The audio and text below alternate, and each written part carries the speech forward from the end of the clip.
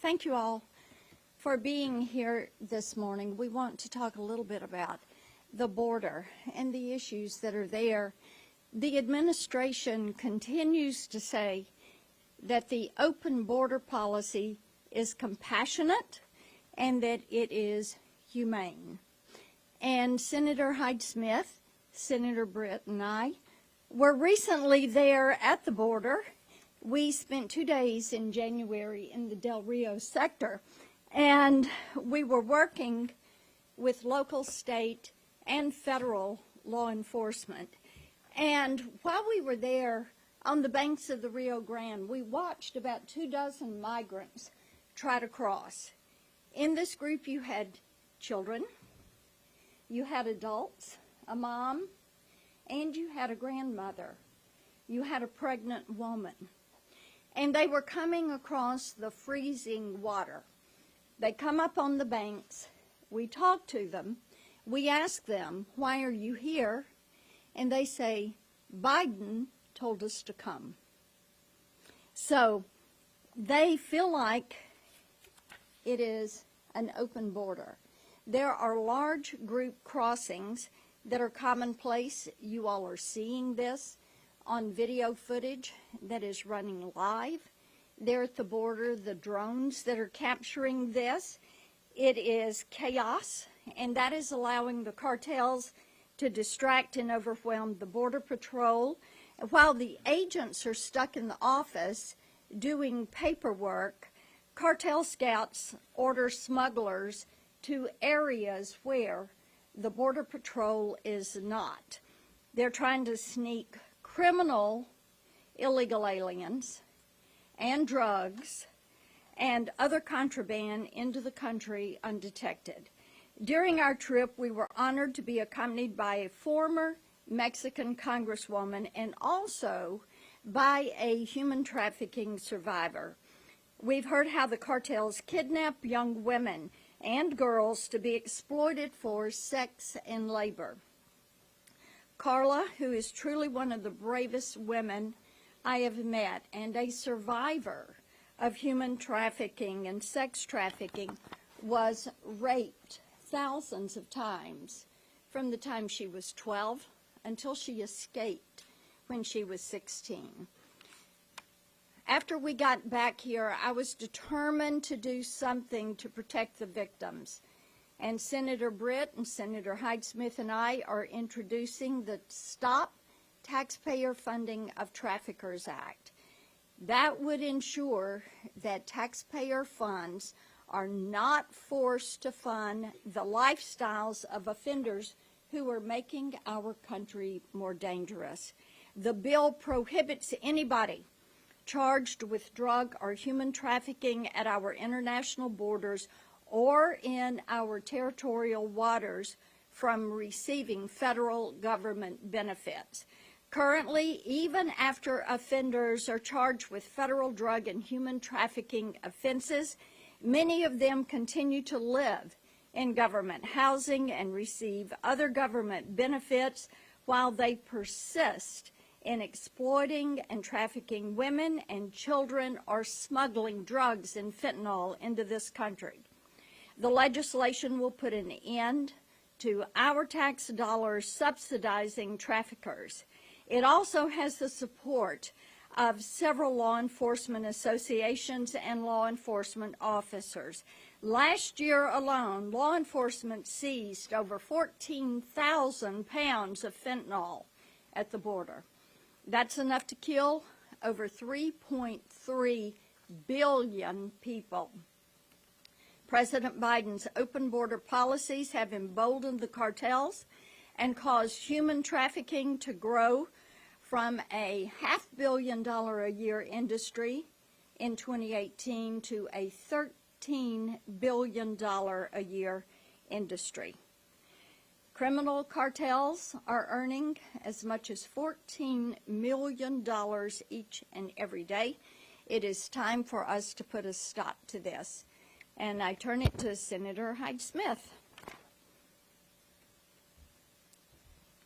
Thank you so much, Senator Blackman, and I really appreciate your leadership of taking us down to the border. And, you know, we had Senator Britt, who was a brand new senator, to go down.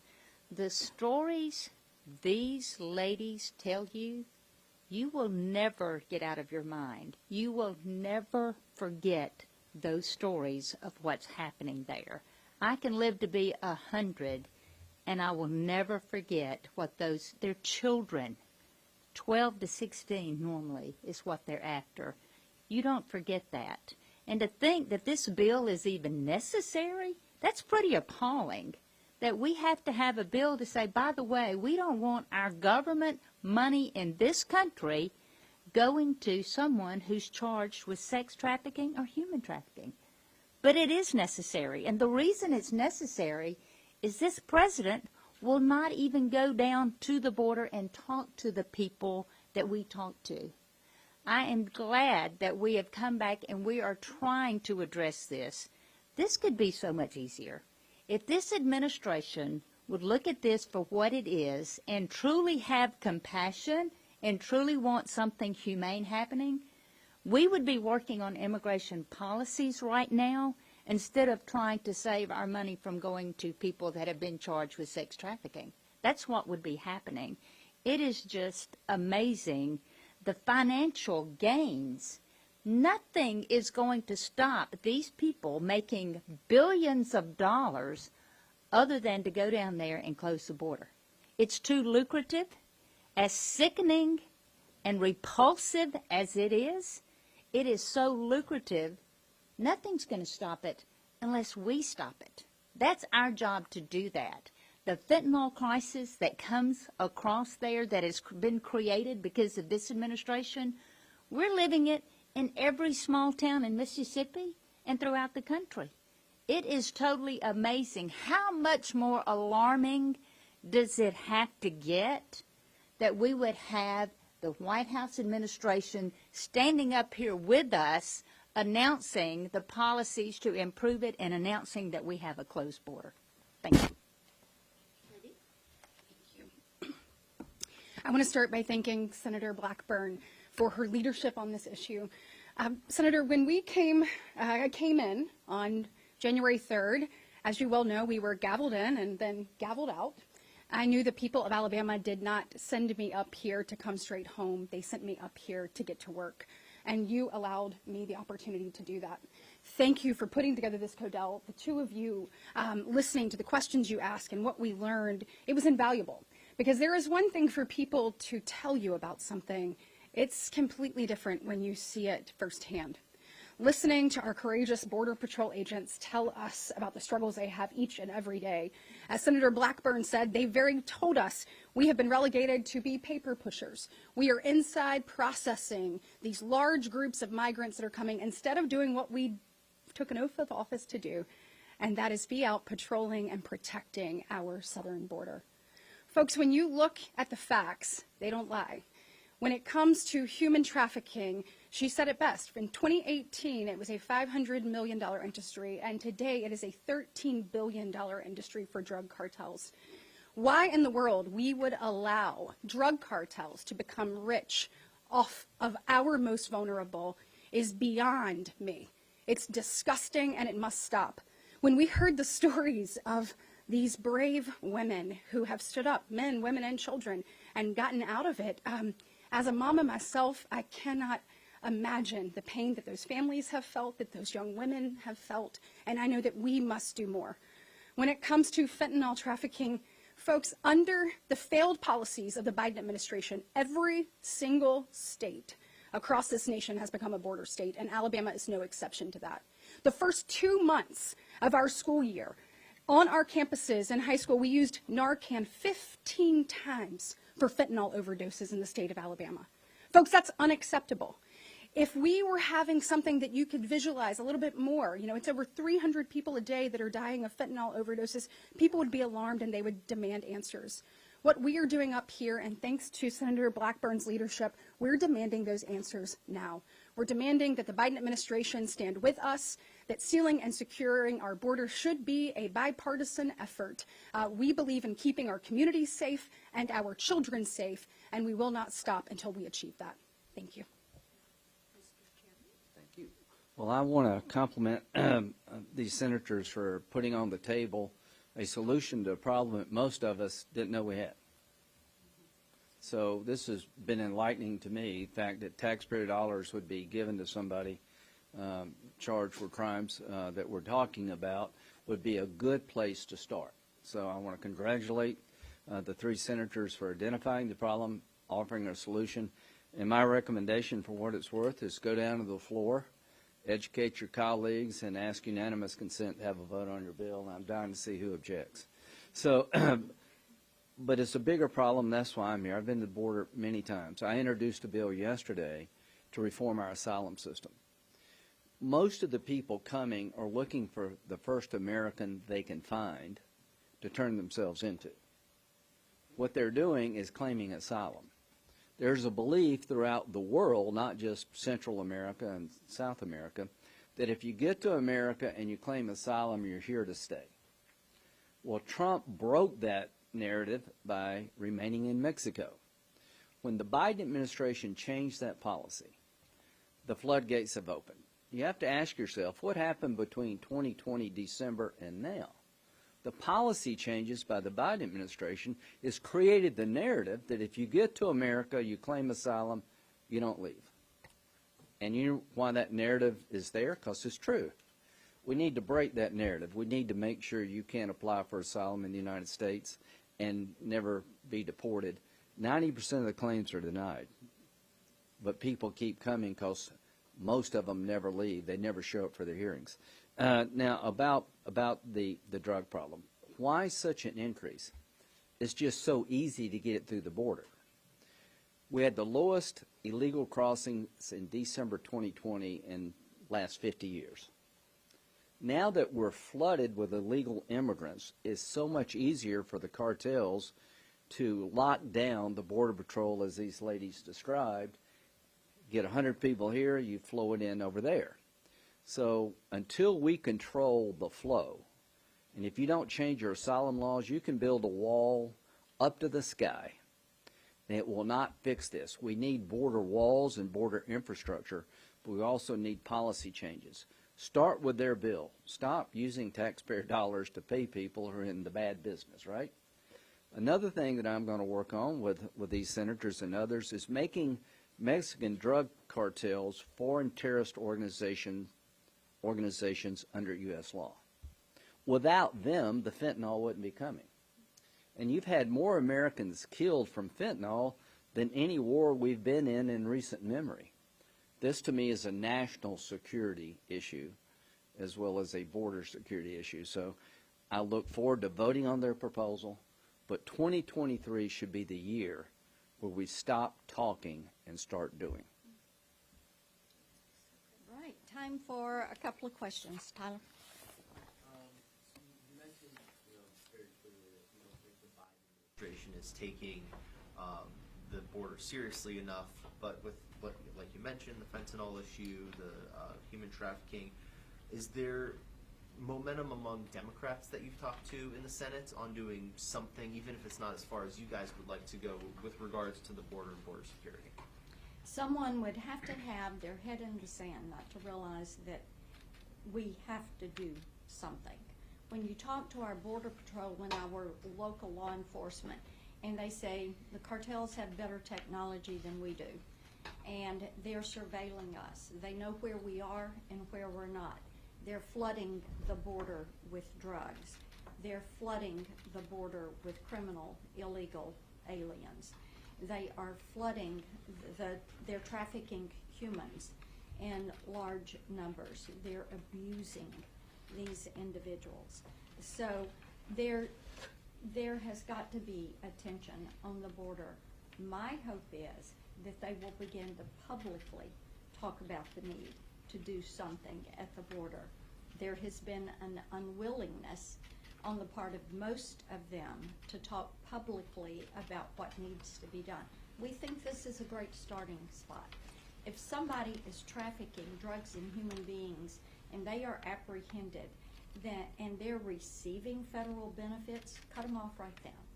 If later they're found to be innocent, you can go back and revisit that. But if they are trafficking drugs and people, the benefits, government benefits, welfare, housing, etc., needs to stop. Eric, you have anything? Senator, would you categorize this latest trip on what you saw as just another example that DHS Secretary Mayorkas should actually step down?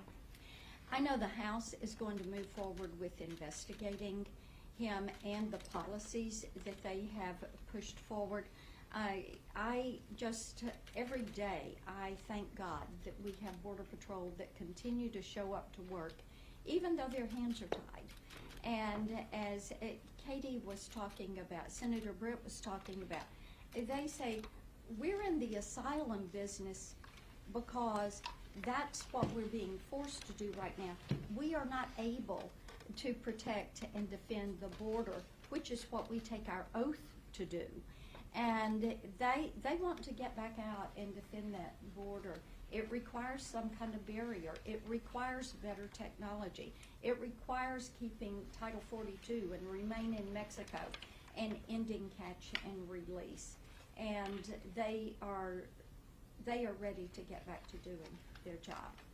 Can you kind of walk us through, this is a very unique problem. Can you walk us through how you discovered that it existed and why do you think this is the solution? If you go to the border and you talk to local law enforcement and to federal law enforcement at the border, they will tell you about this and will talk about this. Yes, it is a unique problem, but there should be agreement on both sides of the aisle that people who are breaking the law and who are drug trafficking and human trafficking ought not to be receiving federal government benefits. So just Yes. to clarify, sorry, I just wanted to clarify, so are they saying this exacerbates the problem at the border by It you mentioned enables. the lucrative Enables. business?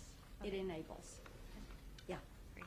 Thank you. Thanks for doing this, Senators. At the end of last year, there was a draft circulated by Senator Sinema and Senator Tillis, who were working on a more comprehensive address to this problem, really. What are your thoughts about maybe revisiting that, working across the aisle with someone like Senator Sinema on We this issue? would love to have individuals work with us. I did not see a draft that they were working on. You hear all sorts of things, but I've not visited with either of them specifically about what they were proposing. What I do know from the Border Patrol and the numerous trips I've made to the border, they all will tell you we need a physical barrier, we need better technology, we need more agents, and we need to end catch and release. And we need remain in Mexico, we need Title 42. And those are the things they repeatedly bring up. Senator Cindy Hyde-Smith kind of talked a little bit about this. If you were not dealing with this issue, you would be working on immigration reform, true immigration reform. You know, a lot of the critics on the Democratic side say Republicans are not interested in immigration reform, but I just want to get your reaction to that. We absolutely need it. You know, it hadn't been looked at in many, many years.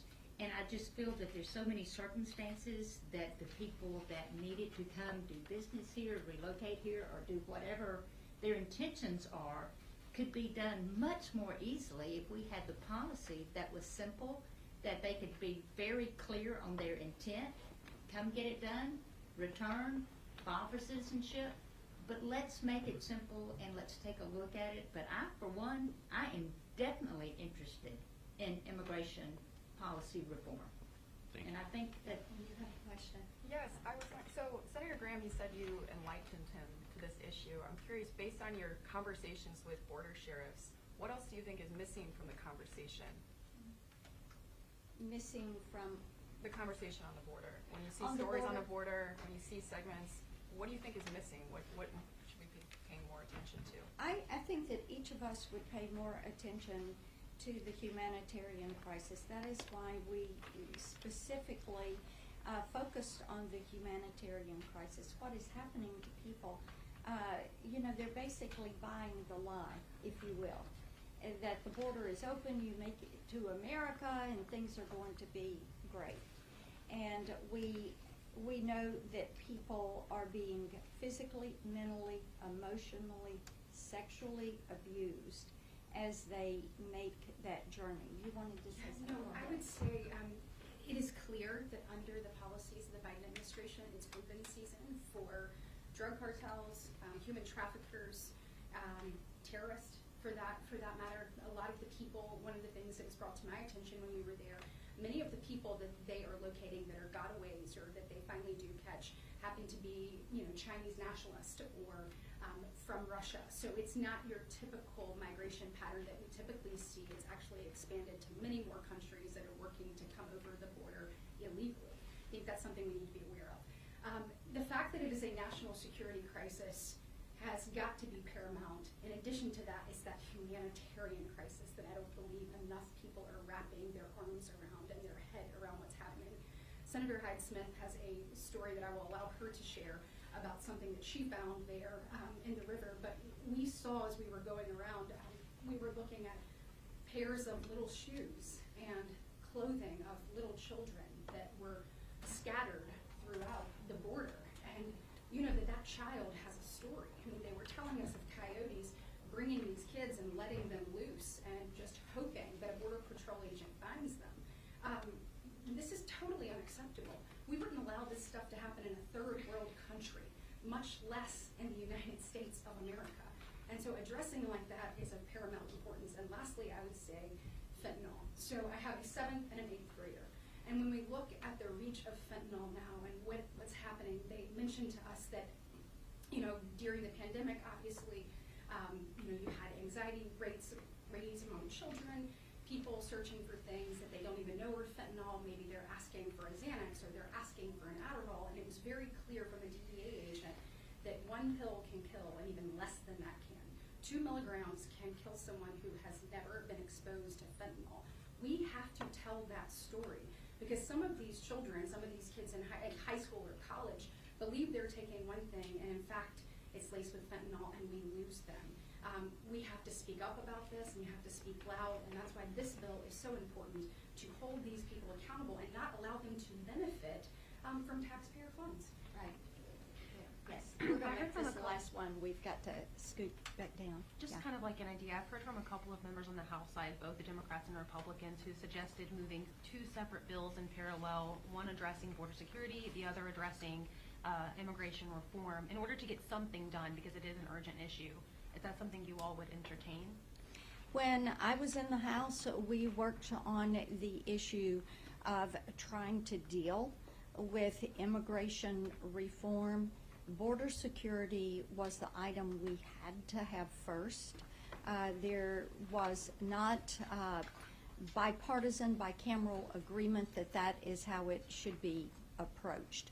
But getting the border secured, settling that situation down. Right now, people from 176 different countries, according to Border Patrol, is what we have coming across the border. You look at the Chinese nationals that are coming across the border, a 700% increase, and you know this is not something that is adding to the security of our nation. It is something that is a threat, and we need to stop it. Thank you all for being here. Thank you, Senator. Thank you, Senators.